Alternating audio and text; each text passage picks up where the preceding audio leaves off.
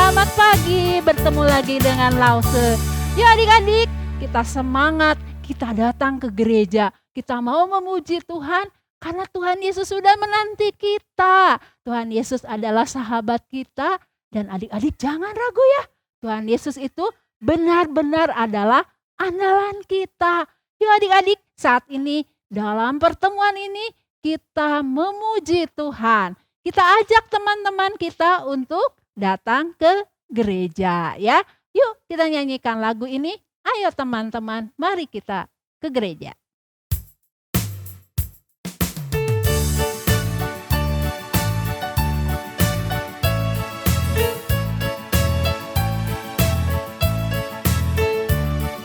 Ayo teman-teman, mari kita bersama pergi ke gereja untuk memuji Tuhan. Tuhan Yesus menanti, Dia sahabat kita. Janganlah kau ragu, Dia andalan kita. Ayo, ayo, janganlah terlambat. Ayo, ayo, segeralah datang. Ayo, ayo, jalan dengan kawan. Marilah bersama kita memuji Tuhan. Ayo teman-teman. Ayo teman-teman, mari kita bersama pergi ke gereja untuk memuji Tuhan. Tuhan Yesus menanti, Dia sahabat kita. Janganlah kau ragu, Dia andalan kita. Ayo, ayo, kita ke gereja. Ayo, ayo, doa sama-sama. Ayo, ayo, janganlah terlambat. Marilah bersama kita memuji Tuhan. Ayo, ayo, ayo, janganlah terlambat. Ayo, ayo, segeralah datang. Ayo, ayo, jalan dengan kawan. Marilah bersama kita memuji Tuhan. Adik-adik, mari kita berdoa. Tuhan Yesus, terima kasih buat pertolongan Tuhan dan pimpinan Tuhan di dalam hidup kami. Kami bersyukur hari ini kami mau memuji Tuhan, kami juga mau mendengarkan firman Tuhan. Tolong kami ya Tuhan, supaya sungguh-sungguh kami juga rindu datang beribadah ke gereja. Kami juga rindu memuji Tuhan, kami juga rindu mendengarkan firman Tuhan, dan kami rindu boleh bersekutu bertemu dengan teman-teman. Tuhan, kami menyerahkan pertemuan pada hari ini dari awal sampai pada akhirnya. Di dalam nama Yesus kami berdoa. Amin. Nah, adik-adik, kalian suka lihat pohon? Nah, di dalam pohon itu ada beberapa bagian ya. Ada batang, ada akar, ada juga apa adik-adik? Yang menempel ke batang itu ranting ya, ranting. Atau adik-adik kalau batang itu adalah pokoknya. Kalau ranting itu menempel ke dalam ke pokok itu pasti kuat ya. Ada angin, ada hujan, pasti kuat. Nah, Yesus juga mengumpamakan hubungan kita itu sebagai ranting dan pokok. Yesus adalah pokoknya dan kita adalah rantingnya. Yuk kita nyanyikan lagu Yesus Pokok.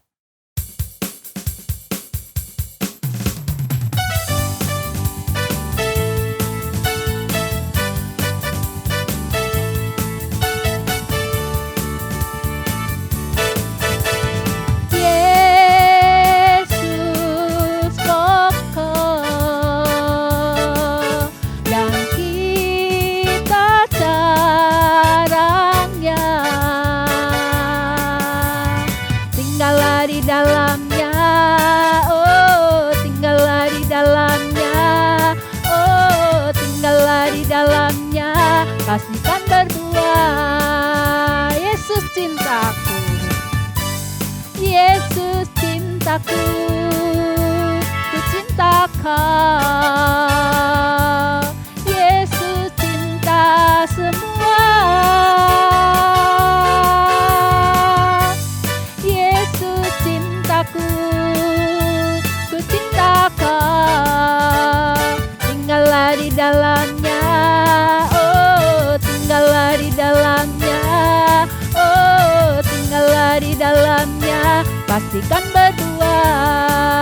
Sekali lagi adik-adik, Yesus pokok, Yesus pokok, dan kita caranya. Tinggallah di dalamnya, oh tinggallah di dalamnya, oh tinggallah di dalamnya. Pastikan berdua. Yesus cintaku, Yesus cintaku, ku cinta Kau. Yesus cinta semua. Yesus cintaku, ku cinta Kau. Tinggallah di dalamnya, oh tinggallah di dalamnya, oh tinggallah di dalamnya. Pastikan berdua. Ya adik-adik, percayalah kalau kita tinggal di dalam Tuhan, kita pasti kuat dalam hidup kita. Kita banyak menghadapi suka dan duka, tapi kita percaya bahwa Tuhan selalu menolong, memimpin hidup kita. Kita akan nyanyikan pujian Lingkupiku.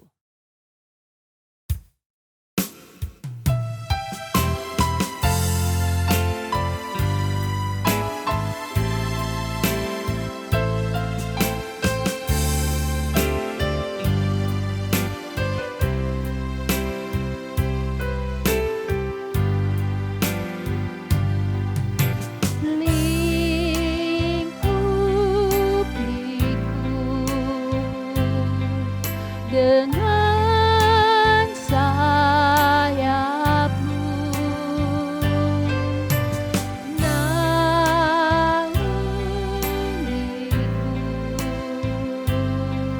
dengan kuasa-Mu.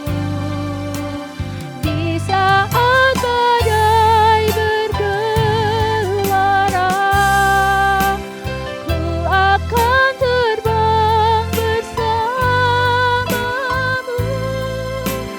Bapa Kau Raja atas semesta, ku tenang sebab Kau Allahku. Sekali lagi adik-adik, kita nyanyiin lagu ini ya. Lingkupiku dengan sayapmu, naungiku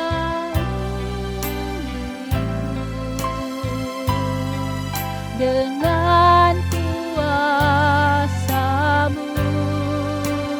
Di saat badai bergelora, ku akan terbang bersamamu.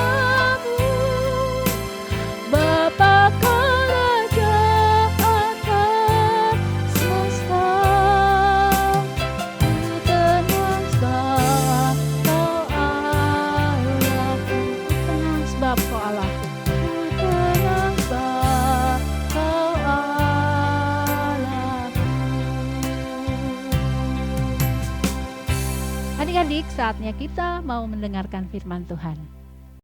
Shalom adik-adik, bertemu kembali dengan Laus Lili. Hari ini kita akan melanjutkan kisah Alkitab kita hari ini. Namun sebelumnya, mari kita berdoa minta pertolongan Tuhan. Tuhan Yesus, terima kasih hari ini kami boleh bersama berkumpul mendengarkan firman Tuhan. Tuhan sertai kami, siapkan hati setiap kami untuk mendengarkan firman Tuhan. Dan juga pimpinlah Laus yang akan cerita. Tolonglah mampukan dia untuk mengatakan apa yang Tuhan ingin katakan kepada anak-anak. Kami bersyukur dan terima kasih hanya di dalam nama Yesus saja.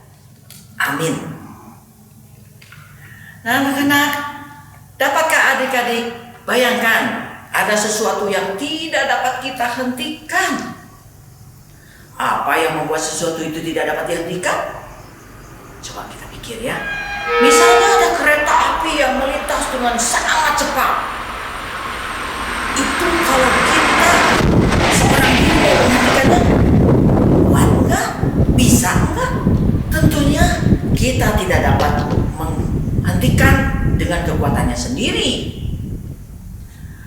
Firman Tuhan tahukan kepada kita bahwa begitu kuasa dan kuatnya Tuhan, tiada satu apapun yang dapat menghalangi pelaksanaan dari janji Tuhan.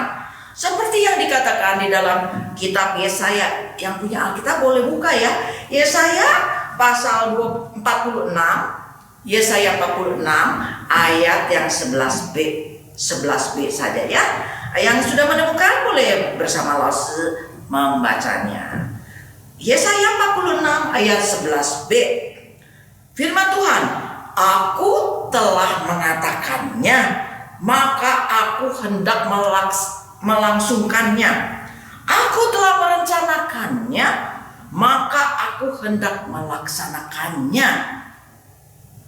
Itulah firman Tuhan yang begitu Tuhan berkuasa dan kuatnya. Dalam cerita hari ini kita akan belajar bahwa janji dan berkat Tuhan tidak dapat dihentikan. Dalam bahasa Inggrisnya, God's promises and blessing are unstoppable. Jadi dengan cara apapun tidak ada seorang yang dapat merubah atau merintangi rencana Tuhan. Apa yang telah direncanakan Tuhan akan dilaksanakannya.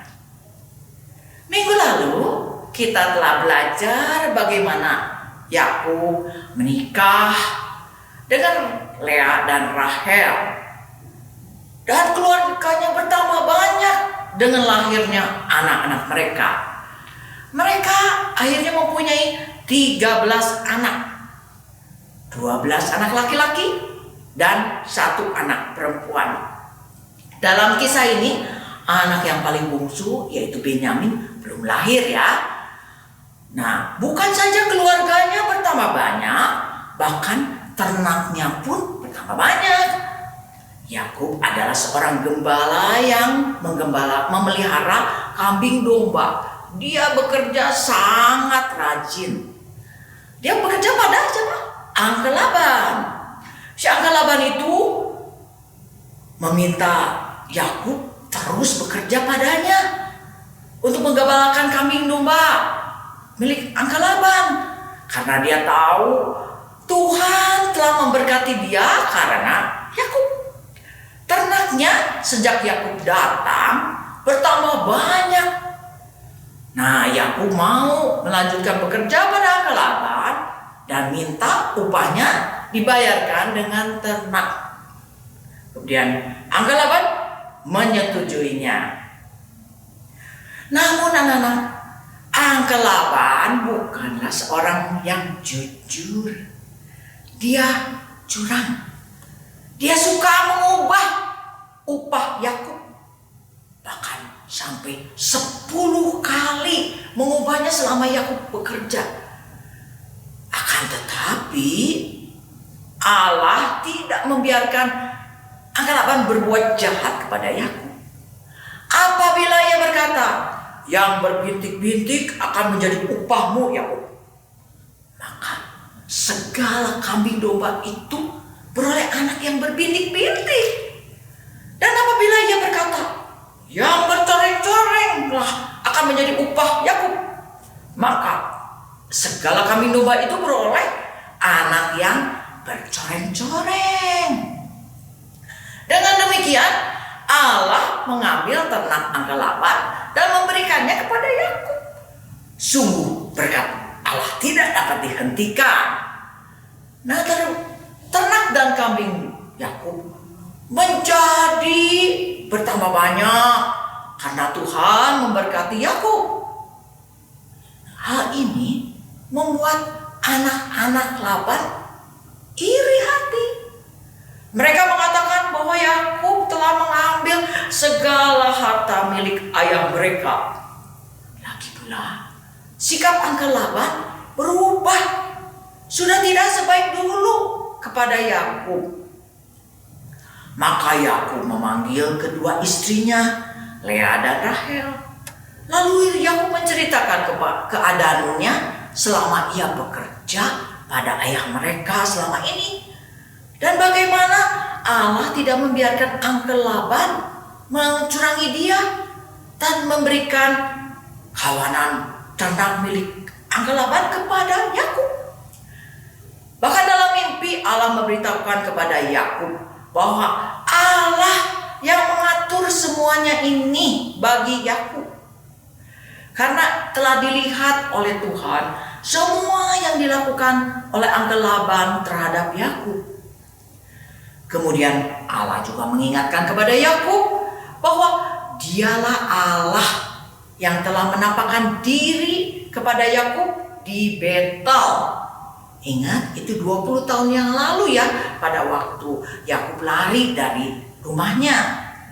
Pada waktu itu Allah juga berfirman yang ada di dalam kitab Kejadian ya. Kita kalau ada Alkitabnya boleh buka, kita di kitab Kejadian pasal 28 ayat 15 kita baca ya. Kitab Kejadian pasal 28 ayat 15. Firman Tuhan begini. Sesungguhnya aku menyertai engkau dan aku akan melindungi engkau kemanapun engkau pergi, dan aku akan membawa engkau kembali ke negeri ini. Sebab aku tidak akan meninggalkan engkau, melainkan tetap melakukan apa yang kujanjikan kepadamu. Jadi itulah yang dikatakan kepada istri-istrinya. Lalu kedua istrinya juga setuju agar Yakub melakukan apa yang sudah Tuhan perintahkan kepadanya. Karena Tuhan sekarang sudah mengatakan bahwa Yakub, kamu sekarang harus siap-siap pulang ke negeri kelahirannya. Lalu mereka berkemas-kemas untuk pulang ke ayahnya di negeri Kanaan. Dinaikkanlah istri-istri dan anak-anaknya Yakub ke atas unta, dan digiringnya semua kawanan kambing dombanya, budak laki-laki, budak perempuan, dan segala yang telah diperolehnya di Mesopotamia ini. Pada waktu itu Laban sedang menggunting bulu domba-dombanya di tempat yang jauh, kira-kira 3 hari perjalanan. Dan pada waktu itu Rahel mencuri patung pelindung keluarga milik ayahnya tanpa sepengetahuan Yakub. Dan Yakub mengakali Laban dengan tidak memberitahukan keberangkatannya. Dengan diam-diam dia membawa keluarganya berangkat, karena dia takut Laban tidak membiarkan dia pergi bersama keluarga dan ternaknya. Maka dengan tergesa-gesa pergilah mereka. Ia menyeberangi sungai Efrat, lalu menuju ke daerah pegunungan Gilead. Baru 3 hari kemudian Laban diberitahukan bahwa Yakub telah lari.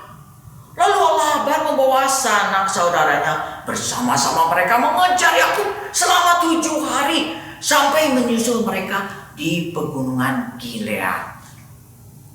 Menurut kalian, apa yang akan dilakukan Uncle Laban terhadap Yakub dan keluarganya saat mereka bertemu? Yakub takut kepada Uncle Laban. Tapi ingat ya, janji Tuhan tadi mengatakan apa? Tuhan akan menyertai dan melindungi Yakub. God's promises are unstoppable. Janji-janji Tuhan tidak dapat dihentikan. Bahkan seorang Laban yang marah dan menakutkan ini tidak dapat menahan Allah untuk melaksanakan rencananya. Apakah Yakub masih harus takut? Tentu saja tidak. Sebab Allah pihaknya. Pada waktu malam, Allah datang kepada Laban dalam mimpi dan berkata, "Awas, jangan sekali-kali engkau mengancam Yakub dengan sepatah kata pun." Artinya bagaimanapun marahnya Laban, tidak diizinkan menyakiti Yakub, karena Allah menyertai dan melindungi Yakub. Ketika Laban bertemu dengan Yakub, Angkel Laban mengatakan bahwa ia sangat kesal karena ditinggalkan anak-anak perempuan dan cucu-cucunya tanpa pamitan dulu. Dan ia pun marah karena patung pelindung keluarganya hilang. Maka Yakub mempersilahkan Angkel Laban untuk memeriksa segala barang yang ada padanya di depan sanak saudaranya. Lalu Laban mulai masuk ke tiap kemah untuk menggeledah,nya. Dimulai dari kemah Yakub, sesudah itu ke kemah Lea dan kedua hamba wanita itu. Tetapi patung itu tidak ditemukannya. Akhirnya ia masuk ke dalam kemah Rahel. Ingat siapa yang mengambil patung itu? Ingat kan tadi? Rahel kan? Betul. Rahel telah mengambil patung itu atau terafim dikatakan, dan memasukkannya ke dalam pelana. Pelana itu sadel ya, tempat buat duduk di atas unta. Nah, sadel itu sekarang dilepaskan, ditaruh. Sekarang udah disimpan patung itu di sana. Lalu Rahel duduk di atasnya. Bisa dibayangkan? Patung pelindung keluarga atau terafim adalah dewa-dewa yang biasanya disembah orang-orang. Namun sekarang disembunyikan, bahkan diduduki orang. Wah, lucu sekali ya. Patung pelindung dalam tanda kutip tidak dapat melindungi dirinya sendiri karena hanya ilah palsu. Tapi aneh ya, orang mau minta perlindungan kepadanya. Nah, tentu saja Angkel Laban akhirnya tidak menemukan patungnya. Nah, sekarang giliran Yakub yang panas hatinya, yang marah, dan bertanya kepada Angkel Laban, "Apa salah saya?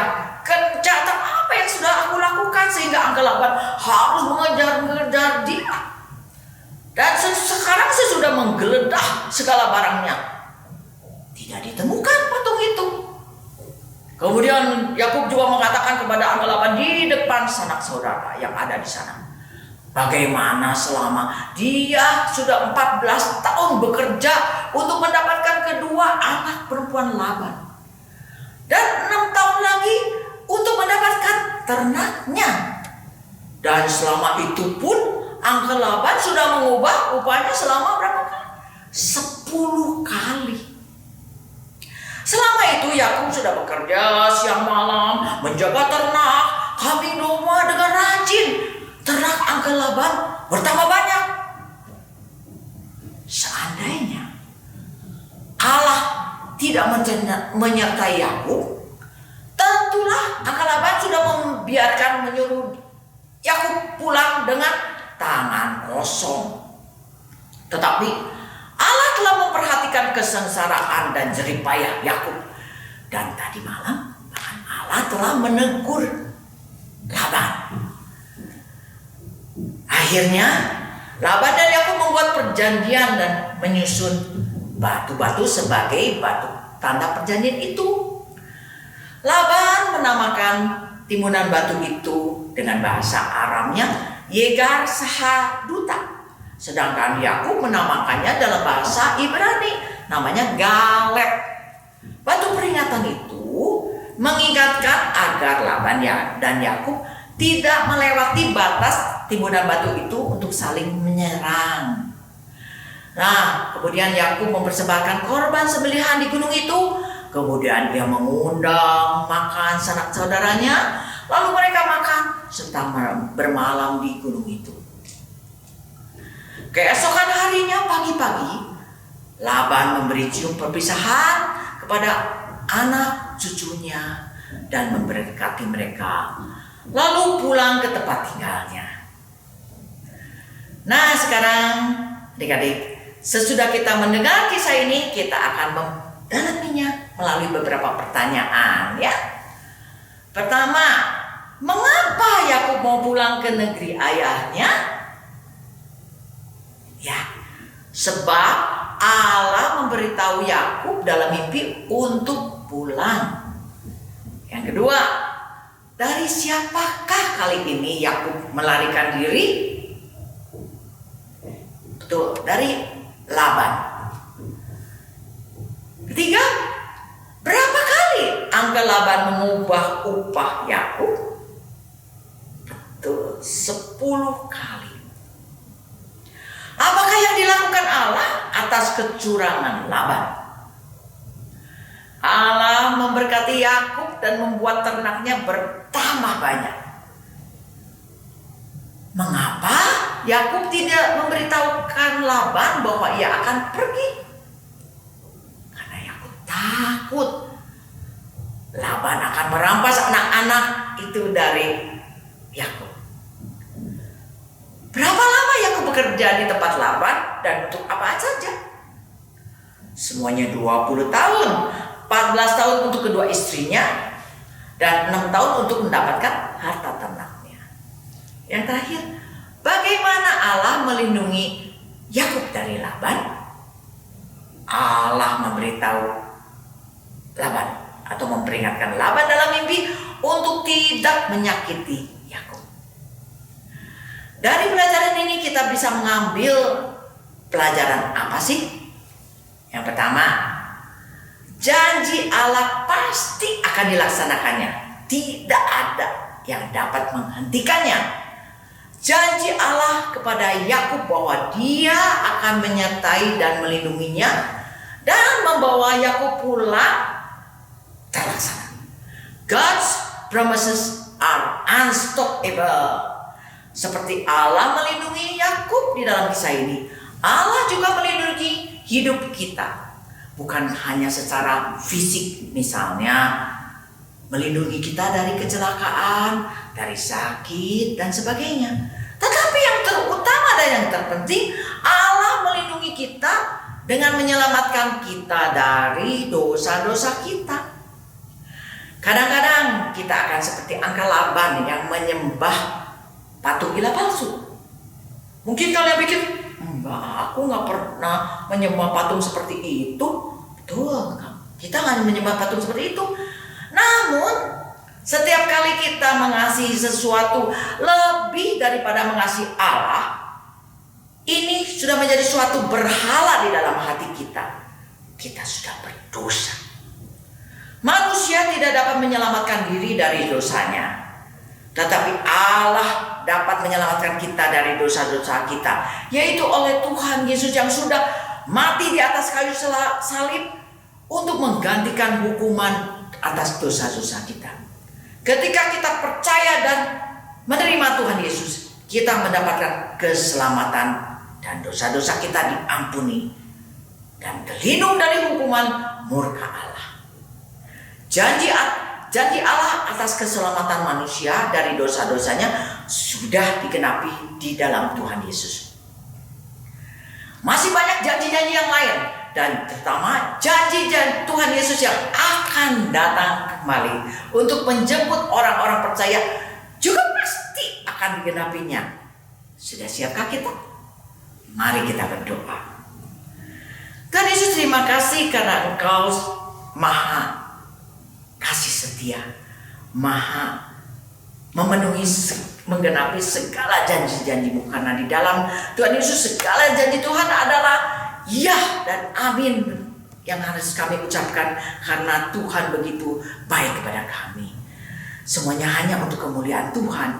Tuhan Yesus, tolonglah kami setiap yang sudah mendengarkan boleh mengikuti, belajar dari kisah hari ini bahwa Allah pasti menepati janjinya. Karena Allah kami adalah Allah yang setia, yang akan menggenapi setia janji Tuhan. Biarlah kami sejak kecil mau dengar-dengaran. Kami sudah percaya kepada Tuhan Yesus. Biarlah terus kami mau taat dan percaya. Mau baca firman Tuhan supaya mengerti lebih lagi tentang janji Tuhan. Tentang apa yang Tuhan berkenan. Dan mau berdoa. Menyerahkan segala kekhawatiran, ketakutan kami kepada Tuhan Yesus. Terima kasih Tuhan Yesus karena Engkau sungguh baik adanya. Hanya dalam nama Yesus kami berdoa dan bersyukur. Amin. Sampai jumpa. Nah adik-adik, apapun yang terjadi di dalam kehidupan kita, baik itu suka dan luka, ataupun adik-adik mengalami kesulitan, ingat, kita harus berserah hanya kepada Yesus. Yuk kita nyanyikan lagu ini sebagai satu tekad kita untuk selalu berserah kepada Yesus. Berserah kepada Yesus.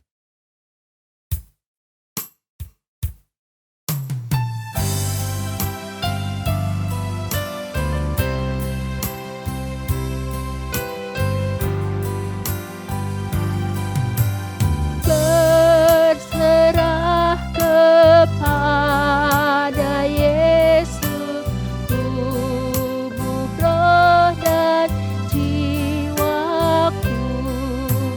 Hanya Engkau juru selamatku, berharap padamu. Aku berserah, aku berserah kepadamu, Juru Selamat. Aku berserah. Kita nyanyiin lagi satu kali lagi adik-adik.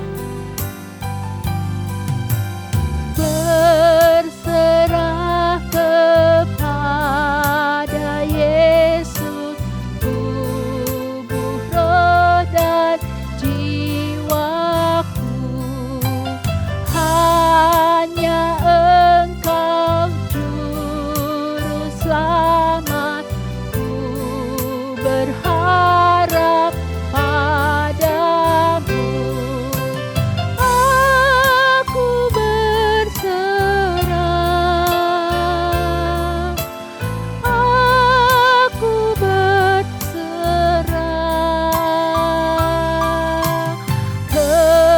kepadamu, Juru Selamat.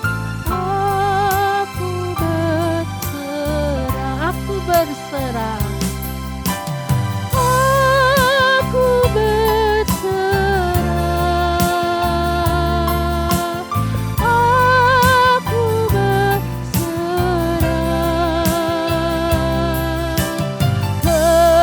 kepadamu, Juru Selamat. Aku berserah.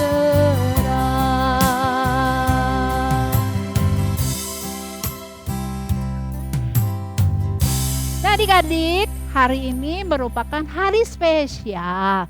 Kenapa adik-adik? Hari ini bertepatan dengan Father's Day ya, Hari Ayah Internasional. Karena itu, mari adik-adik yang ada di rumah, yang ada di mana saja, kita saat ini berterima kasih pada dedi kita, pada papa kita, pada papi kita, pada ayah kita. Karena mereka sudah berjuang begitu keras untuk ya memenuhi kebutuhan kita ya, bekerja keras dari siang ya. Mungkin juga malam hari harus bekerja untuk memenuhi kebutuhan kita. Sungguh ayah kita adalah superhero kita. Nah, karena itu adik-adik kita selalu ingat ya, selalu ingat pada ayah kita dan saat ini kita mau berterima kasih kepada ayah kita. Adik-adik boleh membuat kartu, juga adik-adik memberikan sesuatu kepada ayah kita ya, mengingatkan bagaimana cinta kasih ayah kita kepada kita semua. Nah, mungkin di dekat kita adik-adik tidak ada ayah ya, mungkin ayahnya tidak ada di dekat kita. Adik-adik bisa mengucapkan pada kakek kita, pada kita ya. Jadi mari kita pada saat ini mau bersama-sama merayakan Hari Ayah Internasional. Yuk kita menyanyikan satu pujian ya, satu buah lagu yang mengingatkan bahwa ayah kita itu adalah superhero kita. Kita nyanyikan lagu My Dad is My Superhero.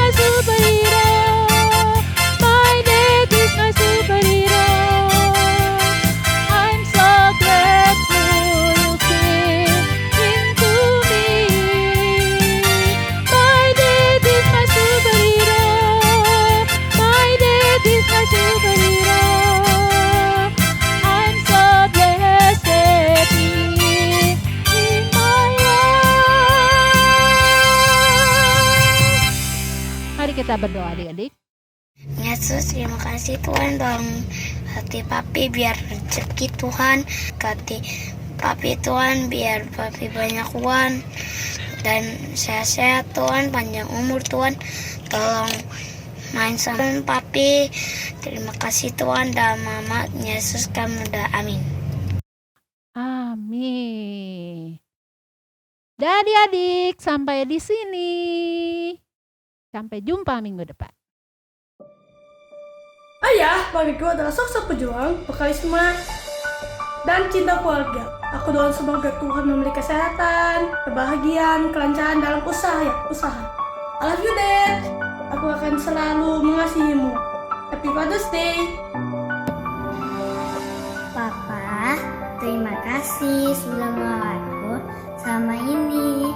Walaupun mungkin waktuku lebih banyak dihabiskan bersama Mama, tapi aku tetap bisa merasakan kasih sayangmu kepadaku. Kau selalu berusaha memberikan yang terbaik untukku. Ketika pulang kerja, kau selalu menyempatkan waktu untuk bermain bersamaku.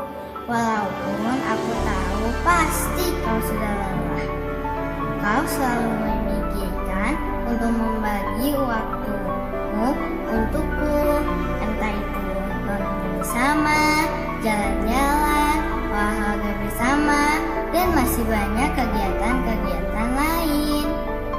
Yang aku tahu, kau melakukan itu dengan sengaja, cuman untuk membuatku bahagia. Kau juga selalu memikirkan untuk masa depanku, membekali dengan banyak ilmu. Walaupun aku tahu kau pasti harus bekerja lebih giat lagi. Terima kasih Papa untuk semuanya. Aku sangat bersyukur mempunyai Papa yang sepertimu. Happy Father's Day, I love you Dad. Hai Pak, thank you buat bimbingan Papa buat Jason sampai saat ini. Jason berharap Papa sehat selalu, sukacita, semakin dekat sama Tuhan. Jason mau berdoa buat Papa. Tuhan, tolong Tuhan sayangi Papa dan buat Papa memiliki umur yang panjang. Tolong Tuhan berkati Papa agar Papa bisa sehat dan nama Tuhan Yesus bisa mengelak. Amin. Happy Father's Day, Pak. I love you. Happy Father's Day, I love you, Dad. Hi, Daddy. Thank you for being a good father. Thank you for always looking after me. Thank you for always playing with me. Please, we can have a long holiday and play.